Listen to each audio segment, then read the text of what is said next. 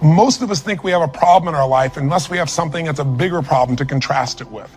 And when you see this story and you walk through their exact life experience of the course of these 2 years, the year that we work with them is 30 days, but you see the course of what's happened to them by finding out what's happened a year later, you begin to understand that it doesn't matter what happens in your life, you are more than any moment. There's no challenge you can't face and overcome. The events of our lives don't control our lives, our decisions do. And so I figured if we could take a couple that has faced this big a challenge and be able to break through, then you could look whatever's in your life and make it happen. It's kind of like, if I wanted to show you that if you could face your biggest fear, your smaller fears kind of drop aside. It's like, what's your biggest fear? Today, one of the biggest fears so many people in North America and around the world, in the Western world, are facing is losing their job. It's a horrific possibility. It has impact on your family, your psychology, your emotion, so many things, your choices. But the truth of the matter is, what's a problem? Losing your job is a massive problem until you find yourself in a position where you lose all your savings, what it took you maybe 10 years of working to get.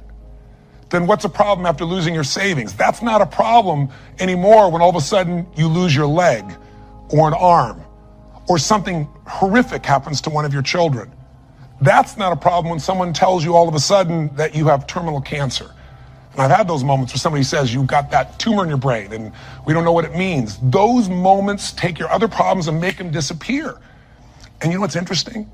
When you ask most people in North America, what's the greatest thing that could ever happen to you? Give them 10 seconds. It's been done over and over again. First 10 seconds, what comes to your mind? What's the best thing that could ever happen in your life? The majority of people in North America say what? Can you guess? Winning the lottery. And many of them say winning a $100 million lottery, $200 million lottery. That's what's going to make their quality of life extraordinary. But when you do the studies, and there have been many done over the last 15 or 20 years on people that win these giant lotteries, what are their lives like 2 years later, 3 years later, 5 years later? Is the quality of their life extraordinary? Rarely, if ever. Because what's happened is they haven't grown. Life gives us these events, these quote horrific events, because there's an area of our life that has to grow. If you were to ask me, Tony, out of all the millions of people you've worked with, if someone really wants to feel alive, they want joy, they want happiness, they don't just want money or things or just even respect. They want to feel a sense that life is meaningful and alive. What does it take? I tell you one word: progress. When you're making progress in your life, it doesn't matter where it is, you're going to feel more alive. If you're overweight, but you get yourself today and you say, you know what, I'm stepping into gear. I'm just putting these darn shoes on. I'm not waiting for the perfect, person to come by and coach me. I'll get that too. But right now I'm just going for a walk, or I'm going to go for a jog, or I'm going to go lift some weights. I'm going to do something right now. And you get yourself into gear and you do that for a few days in a row. Even if you haven't lost the 10, 20, or 30 pounds yet, you're going to start feeling better immediately because you have the power of momentum and you're making progress. Progress equals growth. Growth equals feeling alive. We grow or we die. So what's the worst thing that could ever happen in your life? Same survey, asked the people in North America, 10 seconds to come up with the answer. Number one answer, to become a quadriplegic. That's why I made the show. Because the idea that I could be in a position where I'd be alive, but I couldn't physically feed myself, take care of myself, that I'd be completely immobilized, for most people, that's the scariest thought of all. To them, that's the worst possible fear. So by going through this journey with Frank and Kristen, and experiencing their emotions and seeing and feeling that in 30 days they could go from trapped in their home where there is no possibility of a future, no idea of intimacy, no idea of children, to world travelers who are doing things they weren't doing before when he was, quote, supposedly able-bodied, happier and stronger and closer in their love than ever before. And you know it's real, and you see the results a year later as we do the follow-ups, and you haven't seen the follow-ups, be sure to see that and hear about the story of what's happened with them. When you get that experience, it affects you, because it isn't somebody verbally telling you a story. It's something you kind of went through. So the idea here is, I'm sure you have some other fears outside the one we just came up with. Whatever you're afraid of, the job, the loss of relationship, trust me, it's small. If you'll face a bigger fear, that little fear will start to be handled pretty easily. That's why when all of us go through in our lives extreme stress, we're all going to go through it. You're going to have a home burned down, or something's going to happen to somebody you love, or someone's going to pass before you're prepared for it, which is almost always. Or you're going to find yourself in a financial situation that feels like you can't turn it around. Or you might feel like personal character assassination, or maybe you get mugged, or maybe you get a terminal disease. We all will face multiple times in our life extreme stress. The difference in people's lives is not what we face, it's what we do with what we face. You can take yourself from a place where in the face of absolute total tragedy, you triumph. But it requires making some new decisions, taking some new actions, and mastering a part of yourself that can unleash all of your power and ability as a human being. That human spirit, as corny as it sounds, can be channeled in a very specific way. And if you do, the game of life changes. So I'll give you another example outside Frank and Kristen. A friend of mine who just passed recently, he's always been a deep inspiration to me. His name is Art Berg. And Art's a guy that was a young man, good looking, strong, athletic. He lived in Utah. And he fell in love with his absolute sweetheart. She was, the most popular girl, the most attractive girl. She met all the criteria of a college boy. And his buddy and he are driving across the state to go to where he's going to get married. And he falls asleep in the back seat while his best friend is driving. And his best friend falls asleep in the middle of the night as they're driving. My friend Art Berg woke up rather intensely on the desert floor with the car upside down, his legs trapped beneath it, and unable to feel anything. He became a quadriplegic in an instant. His friend actually was beat up, but actually survived. Now, what do you do in a situation like that? Well, the first thing most people do is they want to curse God or they want to curse their friend. It's not their fault. Most of what happens in our lives is not our fault, but what we do with it is going to determine the quality of our lives. Sometimes it is our fault, let's be honest. But lots of times, events happen. Stuff happens, or whatever word you want to replace stuff with. You know what I'm talking about. But what's different about this man is he made a different set of decisions. On that day, he said to himself, you know what? I got two choices. I can live here in the dirt and live and suffer the rest of my life for what I've lost, or I can figure out how to maximize what I have. He developed this mindset. His mindset was, before the accident, there were about probably 10,000 things I could do. After the accident, he said I could probably do 9,000 things. Before the accident, I was probably not even doing 500 of those things. I'm going to do more while I am now. And he did. He became an entrepreneur, started his own bookstore, and became very successful.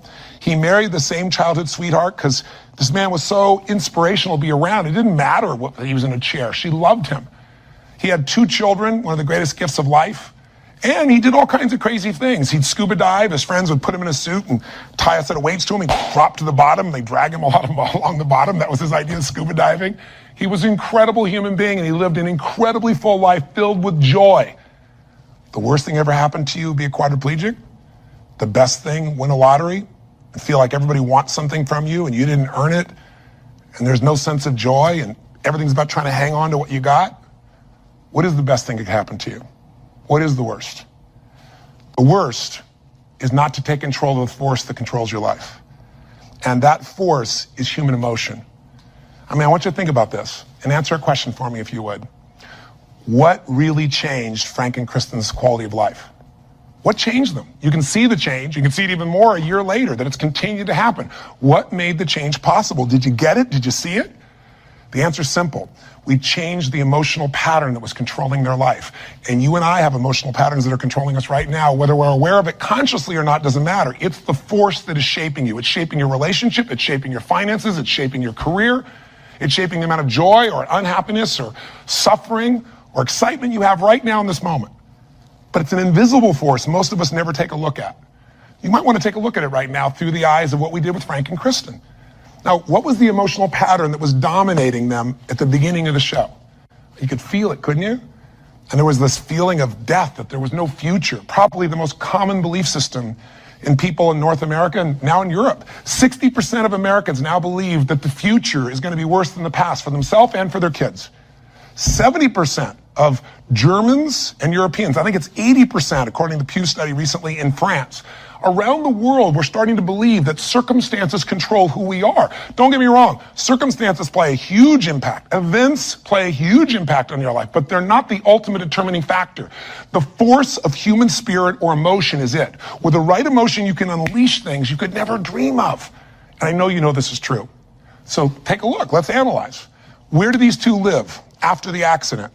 Well, where would you live if you were Kristen? You've lost your future, supposedly. There's no intimacy. There's no chance of children. You've become the full-time nurse to your husband who you love, but now you're changing his catheter every few hours. You're afraid to leave the house because you're afraid, what if he falls over? He may stop breathing. There's no life. So she goes from the emotions of feeling depressed, for the life she's lost, to feeling angry. I call it a crazy 8. We get tired of feeling sad, and then we'll get angry for a while, and then we beat ourselves up for being angry at ourselves or God or our partner, and then we get all depressed again. It's a common pattern. You don't have to have something like their event happen in your life to get stuck in a crazy 8. But interestingly enough, she's living in that place, and now what's Frank doing? Frank wants to help his wife, but he's got a limitation we got to break through. He's got a belief. All breakthroughs start with a change in your beliefs. Because once you believe how something is, that means you're certain that's how it is. If you're certain it can't change, you're right, it can't. I can't convince you. No one else can convince you. And Frank's thinking, I'm helpless and I've harmed my wife. And he's living with the emotions of guilt and sadness and depression. And when he's tired of that, he gets completely overwhelmed because he says, if I just would have not jumped in, or if I would have jumped in a different spot, or a million other things, if they were different, then I wouldn't have destroyed my wife's life. Instead of saying, my wife needs me right now, and I don't give a damn if I'm trapped physically in this chair, my soul, my spirit's going to reach her. That's my assignment, to get him to remember that power. To not only get him to remember it, but to get him to use it and shift his wife. And that's what we did through this process. How? Well, the process really was giving him a series of experiences that would change his entire belief about who he is. I could try to tell him, oh, here's what you can do. Yeah, I'm 6'7", and I obviously have use of all my appendages. Easy for me, right? But if I get him to have some experiences, like I bring him to Fiji, and I show him he can get out of the house, more than get out of the house, become a world traveler, and go through all the challenges that are part of that if you watch our little section of the story behind the story, you'll hear some things that weren't in the show about that, by the way. But I get him to travel to Fiji, and the first thing I got to do with him is I got to get him to experience, not know intellectually, but experience he can make a difference for his wife. He is not helpless. She needs him, and he can transform her. He can take her from crying, sad, out of control, angry, to laughing and giggling and feeling love that fast. It's a beautiful moment in the show if you watched. And all it is something called presence. Something, if you're not clear about, do some homework, follow up with us or someone else, figure out how to create that, because that's what changes relationships. Presence. It works.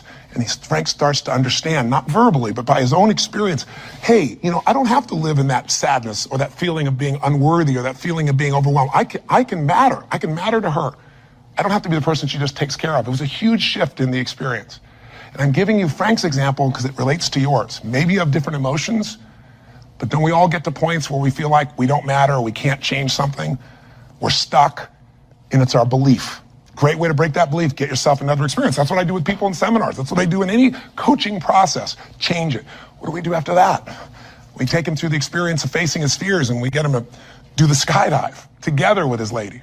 And he feels total freedom for the first time since the accident. You get freedom when you face your fear. Not just face it, but you push through it. I get him to face separation from his lady for 10 days. Get him to be in a room with Olympic athletes who couldn't move across the room. He couldn't move across the room, but now they're incredible, and he feels like he's not enough, and he has to push through that. Show him how to get back his dream, drive his truck, get in that thing and drive 100 miles an hour, even though all you got is your elbows to drive the darn thing, and I'm on the other seat. Pretty cool thing. So it was a stacking of these experiences that got Frank to own himself in a new way, to build a new identity, a new set of emotional patterns. So here are the steps, and this is what you want to do. What did I do with him? I did 4 things. That's all I really did at its core. Number 1, for both of them, for Frank and Kristen to transform, I identified where do they live emotionally. That's what you got to do. Where do they live emotionally? Well, we just described where they live. Depression, anger on one side, feeling guilty, feeling overwhelmed, feeling sad on the other. There's no way they can change their life with that as the emotional fuel to get you to take action. You're not going to take action. There's not enough intensity to get you to get through the obstacles or the tragedies or the challenges. Once you see what the pattern is and you tell yourself the truth, this is where I'm living. Step 2 I did with him is I identified what's the antidote. So if fear is what's controlling things right now, we need an antidote called courage. Now, courage doesn't mean that you're not scared. Courage just simply means that you're scared to death, but you do it anyway. It's an emotional muscle. It doesn't feel good. You just exercise it. That's what courage is. I mean, everybody you know has different emotional patterns. And it may be hard to see it in yourself, but I bet you know in other people. I mean, come on. Don't you know somebody who lives every day and they're angry all the time, or they're pissed off, or they're frustrated, or they're worried all the time? I mean, haven't you met people at different times don't you know somebody that's always kind of playful or crazy or cracking jokes? Better yet, do you know somebody who's not really funny, but they think they are? And they tell a stupid joke and everything else. It's not even funny, but they crack themselves up so much that you find yourself cracking up, right? I mean, people have patterns. The question is, what's yours? See, if you can identify the patterns in other people, you can start to see them in yourself as well. And you know what we all do? We all find a way to try to get what I call home. Home is, I noticed after 9/11, I'm with 2,000 plus people from, I think it was 45 countries. I was in Hawaii. The accidents happened, the tragedy happened, the attacks happened, and we got the information at 3 o'clock in the morning in Hawaii, and we had 100 plus people, 200 people that were from New York, many of which worked and had offices and friends in the towers, and all their friends died or their whole company disappeared. And I had to bring these people in from all these countries with different religions, different backgrounds, different belief systems. Some people were celebrating. Other people were crying and saying it was the end times. It was unbelievable. I noticed all this emotion around me. And the biggest thing to put them all together is I had to say, what's really going on here? And I noticed angry people got angry. Sad people got sad. Guilty people, a nurse, she was guilty. She wasn't there helping people, but she's always guilty. The angry lady is always angry. We all have a home. Many of the people didn't live in the United States, didn't know anyone in New York City, and they were yet angry, guilty, or sad. Why? They weren't angry, guilty, or sad about the 3,000 people a day that die of cancer and heart disease. They're all mothers, fathers, children. I pointed out that day.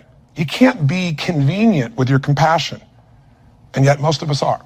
We're unaware that we use events as a trigger to get home, back to the patterns we know, even if it's uncomfortable.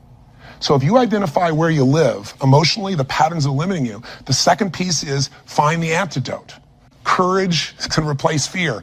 If you're feeling this unbelievable feeling of overwhelm, you need love or support. And not just go get it, go give it. See, finding that antidote starts to change the game. And then after you identify it, you find the antidote. Number 3 is you got to practice that emotion. I know that sounds weird. I'll explain what I mean in a moment. But you got to do that emotion enough consciously that you can go from frustrated or depressed to determined. And you know how to shift that gear, and it's not fake, it's not some pump up, it's real. And it changes your life when you can do that like that. And it's a biochemical change. It's not some I'm happy, positive thinking BS. That's not what I teach. I'm not here to tell you go to your garden and chant there's no weeds. I'm here to say there's the weed, go pull it out. But you're not going to pull it out without determination, without passion, without commitment. Am I making sense? So if you know the pattern, if you find the antidote, if you practice it enough, and then the final step, you condition it. You practice enough that you can just automatically go into it. That's when your life changes. So what are you going to do as your assignment for this week to take this little 10-minute, rant I'm giving you and convert it into a massive, measurable increase in the quality of your life? I can't do that for you. You can do it for yourself if you do what I tell you. Here's what you're going to do. Step 1, and this will be on the web as well. Step 1, you got to identify where you live. So where do you live? Where do you live emotionally? You personally, just like we did with Frank and Kristen. There are thousands of emotions. There's 4,000 words in the English language, I should say, for different individual emotions. I did the research on it years ago.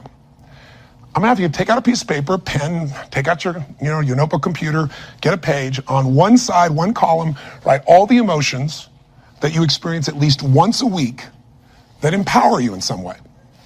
Love, passion, excitement, creativity, whatever it is. Peace, determination, I don't know. What are yours? I want you to write the emotions, though, you don't experience once in a while. The ones you experience at least once a week in a powerful way and really feel it. Not an emotion you feel once every blue moon. On the other side of that page, or if you do it on our little application or wherever we put it here, the other side I want you to write all the negative emotions, or to be more fair, all emotions can be positive if you use them, all the disempowering emotions. The ones that tend to put you in a state where you don't follow through. And I want you on that side to write all of them and do it simultaneously. Just keep making your list. What are the emotions I go into that mess me up, like feeling frustrated or overwhelmed or lost or alone or depressed or pissed off and rageful, whatever it is you go. And again, not emotions you experience once in a while, the ones you experience at least once a week. So make a list of all the emotions you experience at least once a week. Ones that empower you, ones that disempower you, on the list. That's step 1. That's identifying where you live. And circle the top 2 out of the whole list that you experience most often that are empowering, and the top 2 you experience most often that are disempowering. That'll be step 1. Now, I'm trying to explain it to you here. It'll be right in front of you as well. So if you forget what I'm saying, it's going to be on the little checklist. But I want you to know what I mean. Step 2, Let's identify the solution. So you look at your list and you see on the disempowering list, I got sadness and depression, or I got feeling lonely, or I've got feeling rage and anger, or I got feeling fear.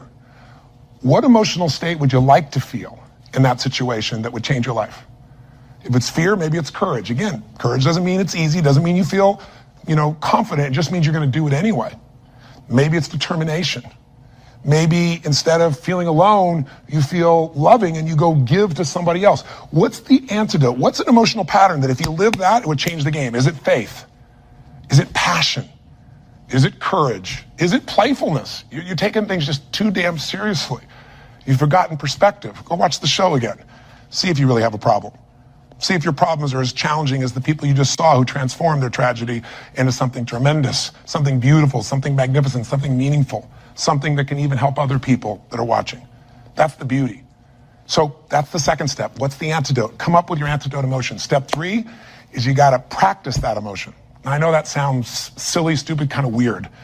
But if you came to a seminar with me, you'd see, 3,000, 10,000 people, and we do this, and we condition that a new emotion till you can shift gears. Have you ever heard about the fire walk? It's not about the fire walk. I do skydiving, all kinds of crazy stuff. It's a metaphor for how do I go from afraid, fire's metaphor for whatever you don't follow through on in your life, whatever holds you back, to snapping and going to a state of mind where I just move through. It's not this big mind over matter thing. It's mind over emotion. It's shifting. And when you learn how to go from scared to determined in action, what can't you do in your life? So we show you how to do that. But for right now, I'll give you just a quick example. Understand that emotion is really created by motion, by the way you use your body. So quick example, real quick. Imagine a time when you know someone who's depressed or you were depressed. If you ever felt that way, I'm sure you have at some time. And think about what you do with your body. When somebody's depressed, do they get all excited, talk faster, gesture? No. Everything kind of slows down, doesn't it? What happens to your shoulders? They drop. Where's your head when you're depressed? Drops. Where's your breathing? Full or shallow? It becomes shallow. You talk loud and fast or slow and quiet? Slow and quiet, more hesitant. Now, emotion is created by motion. You can try and think yourself into I'm happy. But if you go, I'm happy, and your body's like this, nothing's going to change. We can change our biochemistry by eating, by taking a drug, by smoking a cigarette, because then you take a different breath, you eat food you like, you fill up your tummy, and you start to breathe nice. Your whole mental, emotional state changes, doesn't it? So what I'm saying is you don't need the cigarette, you don't actually need the food.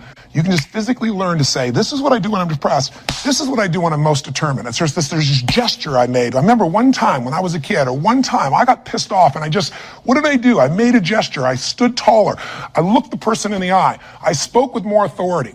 Now, my idea of passion and determination may be a little over the top for you, and I get it. I'm a crazy mofo, and I'm a passionate human being, but you can do your version. What do you do when you're really feeling something like determined? What do you do when you are passionate? With your face, with your voice, with your body. Just practice and make a contrast. Here's what I do when I'm sad. Here's what I do when I feel loved. Here's what I do when I'm worried. Here's what I do when I'm determined. That's what I mean by practice. And I'd love to have you in an event, but I'm trying to give this to you so you can do it right now, and you can. And maybe this would be helpful to do with friends so they can give you feedback and say, here's what you do. I see you do this when you're really strong. I see you do that when you're kind of weak. That's the third step. Practice. Now, what's the assignment? Figure out your emotions. Where do you live? Positive, negative. What are the big primary antidotes? What emotions do you need? Practice the emotions you need so you can go into them a few times.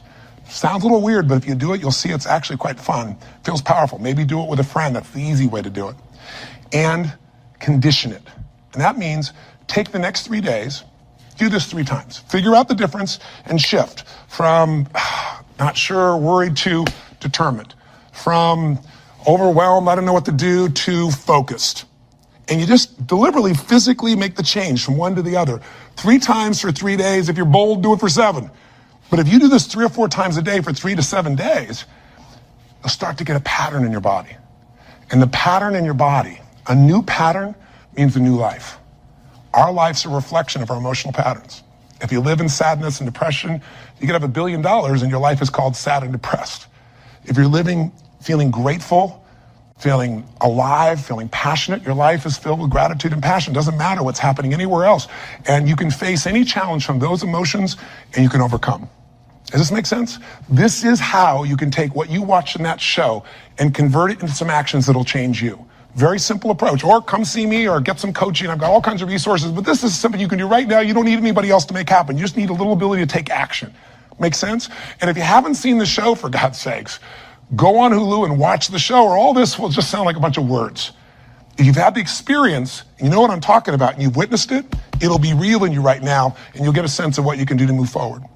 And if you can't find it on Hulu, once again, send us a little email, and we'll make sure we find a way for you to be able to observe or experience the show directly. And last thing I'll say to you is, the best way to keep something in your body is share it with somebody else. The whole philosophy of my life has been, if your life's going to be meaningful, you can't just be about me, you got to be about we. So if you can, if you feel like it, if your spirit's touched by this, help us pay it forward. Share this with your friends. You can share the clip of our show. You can share this little section. We got all kinds of ways. Just take the clip and send it. And we even have a way you can push a button once again and send it virally to everybody. Everybody who's on your email list. We'd love it if that works for you. If you don't, we're totally respectful of that. But in the end, I can promise you one thing. If you will do this, if you'll discover your current emotional pattern and you'll change it through a little bit of practice over and over again, you will change the quality of your life no matter what you're facing. Make sense? Thanks for taking the time. I hope this was close to 10 minutes. I went a little crazy, but it's really just designed to try to really serve you. So till I see you again, hopefully next week, live strong and live with passion. God bless.